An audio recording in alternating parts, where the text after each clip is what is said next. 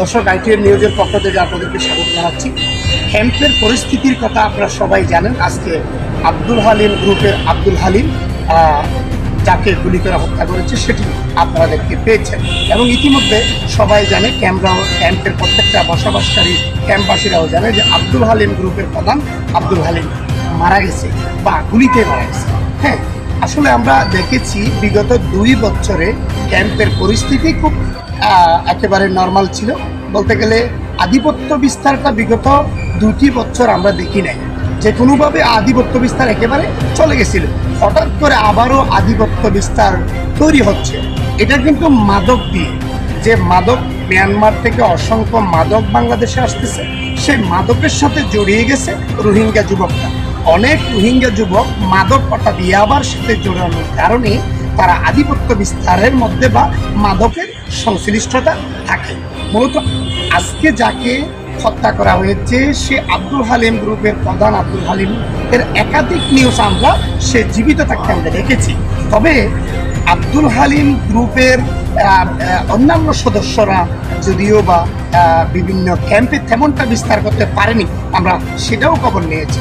তবে আব্দুল হালিম গ্রুপের প্রধান আব্দুল হালিমের স্বজনরা ক্যামেরার সামনে বলতে না চাইলেও তারা যেটি জানিয়েছে, মূলত তাদের সন্দেহর তীরটা হচ্ছে আরএসুর দিকে, অর্থাৎ রোহিঙ্গা সলিডারিটি অর্গানাইজেশন আরএসুর দিকে মূলত তাদের সন্দেহের তীর। কারণ বিগত সময়ে আরএসু তাকে টার্গেট করেছিল। একসময় এই আব্দুল হালিম গ্রুপের প্রধান আব্দুল হালিম, আমরা বিগত বিভিন্ন তথ্য মতে সে একসময় আরসাতে ছিল, রোহিঙ্গা স্যালভেশন আর্মি আরসার সদস্য ছিল। সে আরসার সদস্য থেকে চলে আসে এআরএ অর্থাৎ আরাকান আর্মি নামে, আরাকান রোহিঙ্গা আর্মি নামের একটি সংগঠন আছে, যেটি অনেকে নবী হোসেন বাহিনীর সংগঠন বলে। সে তাতে চলে আসছিল, কিন্তু সেটাও সে নেই। সে এআরএ থেকে বের হয়ে সে নিজেই একটা গ্রুপ করেছে। সেই তার গ্রুপের নাম হচ্ছে Abdul Halim group ARA Arakan Rohingya army নামের একটা রোহিঙ্গাদের সংগঠন আছে, আর এআরইউ একটি সংগঠন আছে। মূলত এই আব্দুল হালিম হচ্ছে এআরইউর নেতা। মূলত সে একসময় যদি আরসাতে থাকলেও সেখান থেকে চলে আসছে, এআরএতে থাকলেও সেখান থেকে চলে আসছে, কিন্তু পরবর্তীতে সে নিজে আব্দুল হালিম গ্রুপ নামে সবাই তাকে চিনে। যতটুকু আমরা ক্যাম্প থেকে তথ্য নিয়েছি, বেশিরভাগই ক্যাম্পবাসীদের সন্দেহের তীর হচ্ছে আরএসুর দিকে, রোহিঙ্গা সলিডারিটি অর্গানাইজেশন আরএসুর দিকে তীর। আর ইতিমধ্যে আমরা জানতে পেরেছি বিগত সময়ে মিয়ানমার বাংলাদেশ সীমান্তের বিভিন্ন জায়গায় কিন্তু আরএসুর সদস্যরা ইয়াবা কারবার শুরু করেছে এবং দ্বীপ কিন্তু তাদের দখলে, যেটা নাফ নদীর কিছু কিছু দ্বীপে আমাদেরকে যেভাবে ক্যাম্পবাসীরা তথ্য দিয়েছে, দ্বীপে অনেক রোহিঙ্গা মিয়ানমারের নিপীড়ন নির্যাতন থেকে বাঁচতে বাংলাদেশে পালিয়ে আসার সময় আরএসু তাদেরকে ধরে ফেলে।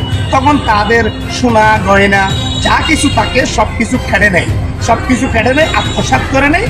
তারপরে সুন্দরী মেয়ে পেলে তাদেরকে ধর্ষণ করে। এরকম অনেক অভিযোগ কিন্তু ক্যাম্পবাসীরা আমাদেরকে স্পেসিফিক দিয়েছে।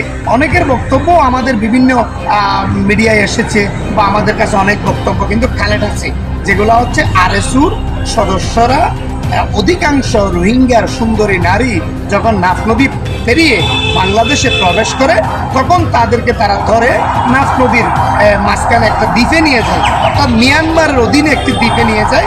সেখানে তাদের সোনা গয়না সব কিছু তারা কেড়ে নেয়। মূলত মাদকের সাথে জড়িয়ে আছে রোহিঙ্গাদের বিভিন্ন যুবকরা।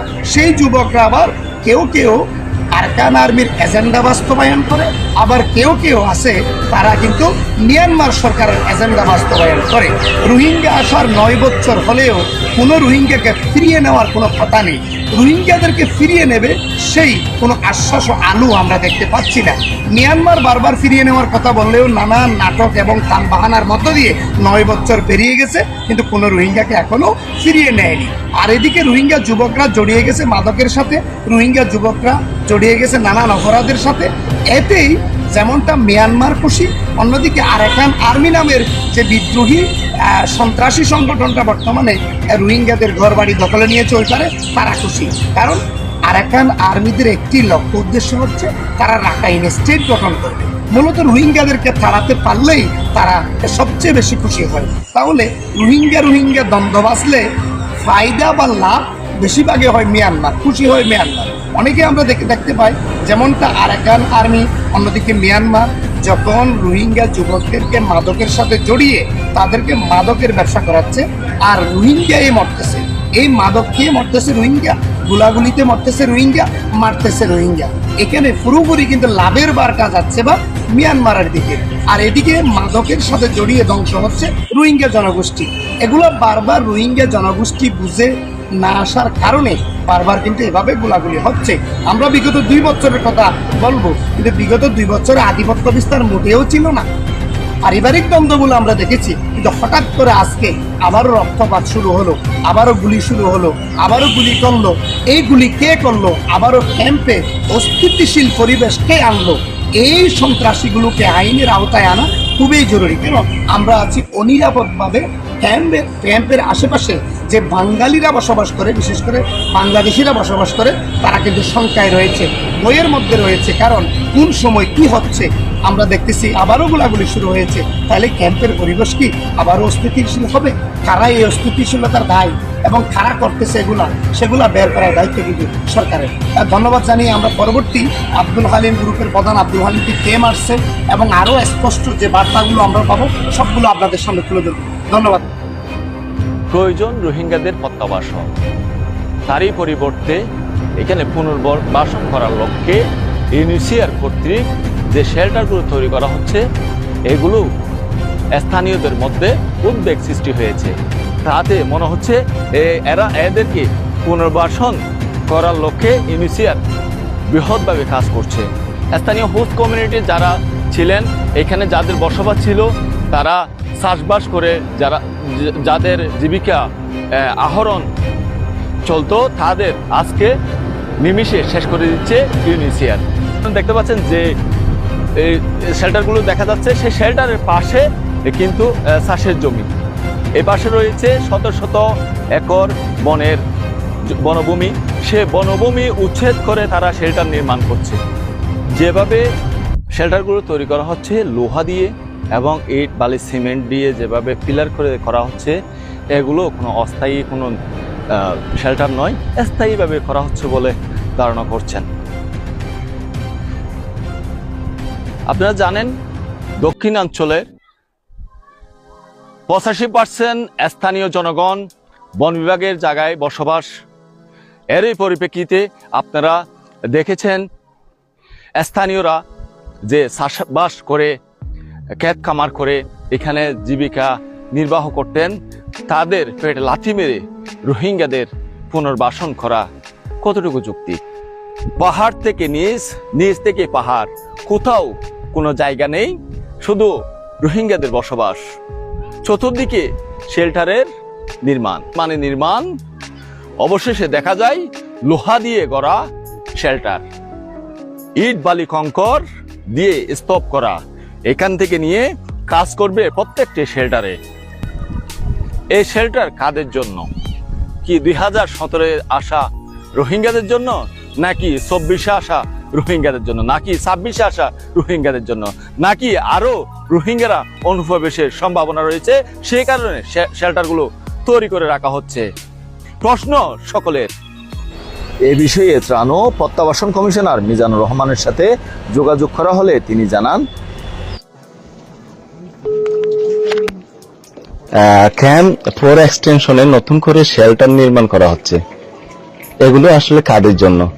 কি 2017 সালে আসা রোহিঙ্গাদের জন্য, নাকি অনুপ্রবেশের সম্ভাবনা রয়েছে? এই বিষয়টি জানতে চাচ্ছি আপনার কাছে স্যার। আচ্ছা, এগুলো তো নতুন করে করা হচ্ছে, আমরা সরজমিনে গিয়ে দেখেছি।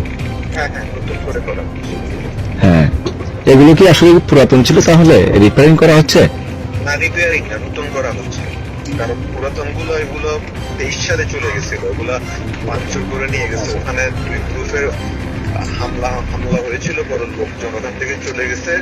1 বছরের মধ্যে ওগুলো সব নিশ্চিহ্ন হয়ে গেছে। এরপরে এখন আবার ওখানে করা হচ্ছে। আচ্ছা, এখানে কিন্তু পাহাড় কর্তন করে কিন্তু বইগুলো নির্মাণ করা হচ্ছে, আমরা দেখেছি, সরজমিনে গিয়েছি। এগুলো কি কোনো অনুমোদন রয়েছে কিনা? পাহাড় কাটা কোনো অনুমোদন? আচ্ছা, এগুলো কিন্তু করা হচ্ছে পাহাড় কেটে। আপনি আচ্ছা, আপনি একটু তদন্ত করে দেখবেন প্লিজ। জি জি ওকে। যে আমরা 2017 মধ্যে আসছি, আমরা ক্যাম্প ফরেস্ট স্টেশন বললো আমরা বারবান করে আসছি, তাছাড়া এখন এটা নতুন নতুন আর করবো আমাদের দেখি আর আসছি 2017 সালে। তো আর আসছিলাম যে বারবাঙ্গর ইয়া দেখি আরো ঘর বাঁধের, তো আরাতে বর্মার ফাইটিং দিয়া না আসা নদী আর আসছিলেন 2017 সালের মধ্যে আরা দেশে তারা যাই বললা স্যার। তো এখন দেখিতে এটা নতুন নতুন হতো আর গর্বাদের, তো আর দেশে তারা যায় না হয় যেমনি কি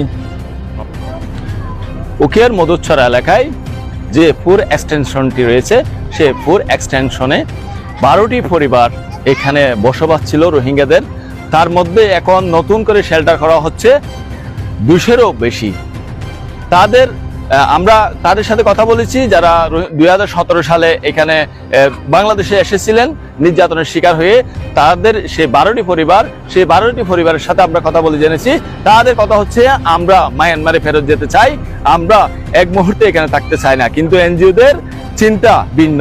এনজিওরা চায় এখানে তাদেরকে পুনর্বাসন করে তাদের ব্যবসা চলমান রাখতে।